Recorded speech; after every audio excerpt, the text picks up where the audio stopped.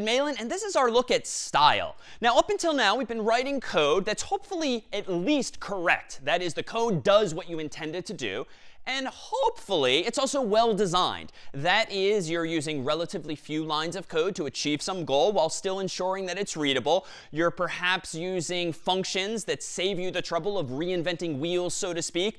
But it's possible that your code isn't necessarily manifesting the best style as well, which is another form of quality that you can ascribe to some code. Now, style, or the right type of style to use, is rather subjective, and it depends typically on the programmer, on the company, on the course, or on the language that you're actually using. But within the Python community, it turns out that there's some pretty regimented standards that most all Python programmers adhere to, or are rather expected to adhere to, because this particular language and community has tried to codify some of their preferences for how your code should look in the form of something called PEP 8. So a PEP, or PEP, Python Enhancement Proposal, is a set of proposals that the community within the world of Python typically generate to not only propose new ideas, but also to codify ultimately certain standards. And PEP 8 happens to be such a proposal that standardized, or rather tried to standardize, what our code should look like. That is to say, it's quite possible to write code that's not only correct, it might even be well designed,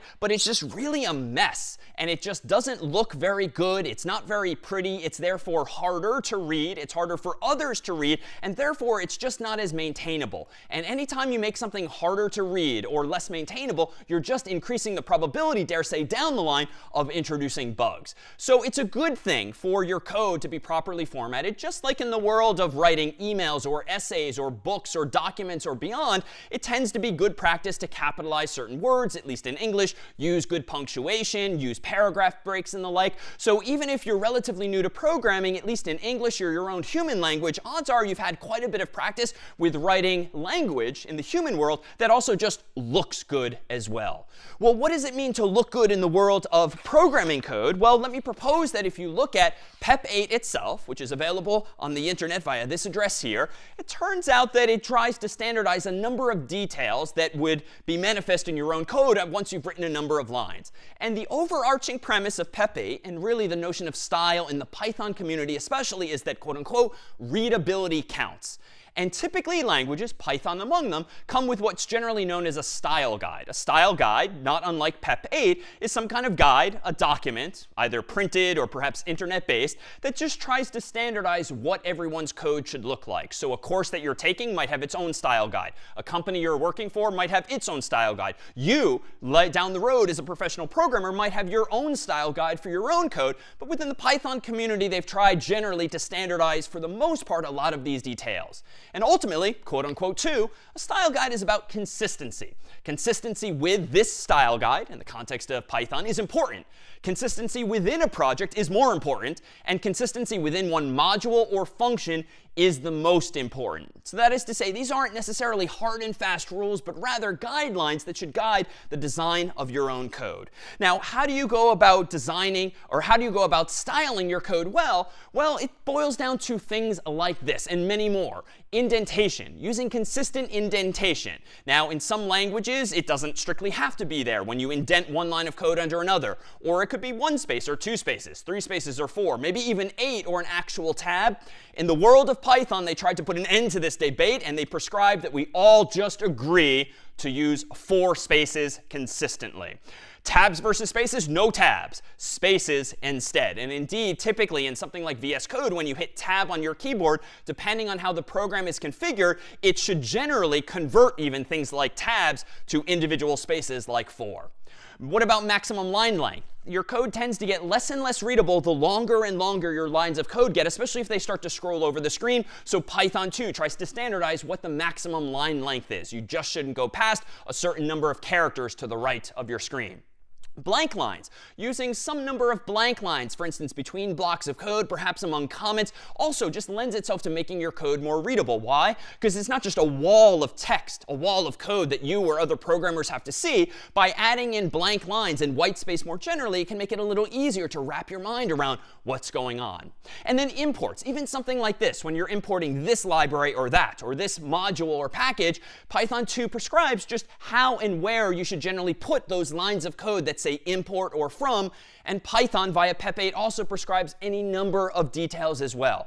And these aren't details that we necessarily preach along the way, but rather practice as we write each of these examples in class. And it turns out, too, that as you see more and more code, well, you just get accustomed to the certain rules of proposals like these. So how do you go about, though, checking if your code is in conformance with something like pep8 or a style guide more generally? Well, you can certainly read the style guide itself and then look at your own code and compare the two left and right and decide, oh, I need to fix this and this other thing in my own code. But there's also tools, being programmers, that can help us solve these problems as well. And one of the most popular in the world of Python is a program called pylint, which is an example of what's generally known as a linter, which is a program that rather statically analyzes, that is, reads your code top to bottom, left to right, and tries to figure out if there are potentially mistakes therein, or at least inconsistencies with something like a prescribed style guide. This is something that you can install via the usual ways, using something like pip, and its documentation is here. But it turns out there's other tools out there as well that are perhaps a little less noisy than pylint. It turns out if you run pylint on most of the programs you've written thus far, odds are you're going to be overwhelmed with just how many things you apparently did wrong stylistically, even though your code may very well be both correct and well designed. So a little less noisy, at least initially, might be this program here that's the de facto standard within the Python community for formatting your code for you.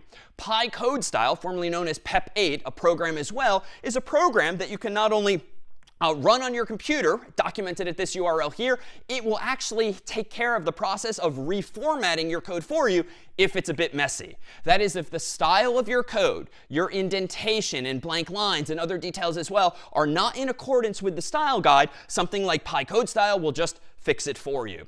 But another one, an alternative nowadays that's actually gaining steam, is perhaps even more popular nowadays, quite simply called Black. And Black is a program that you, too, can install with pip here, and it's documented at this URL. And the etymology of the name Black is actually an allusion to Henry Ford, who invented cars way back when and only sold quite a few black models of the same. And indeed, he's generally known as saying a quote along these lines: "Any customer can have a car painted any color that he wants, so long that it is black." So if you think about that for a moment, it's not quite a choice. And indeed, that's the spirit of this particular formatter called Black, which is that it's opinionated more so than others. With a lot of these formatters that exist out there, you tend to, or your company tends to, or your course tends to configure them with certain rules. So there might be different ways to do indentation. There might be different ways to do imports or blank lines. And different companies and different people might reasonably disagree and therefore have their own style guide here, their own style guide there. And it just tends to waste a lot of time, is the thinking, if all of us don't even agree on some of these basics. So this particular formatter called Black is opinionated in the sense that it just makes a lot of these decisions for you. And if you don't like the way Black is formatting your code, tough. That's the way it's going to do it.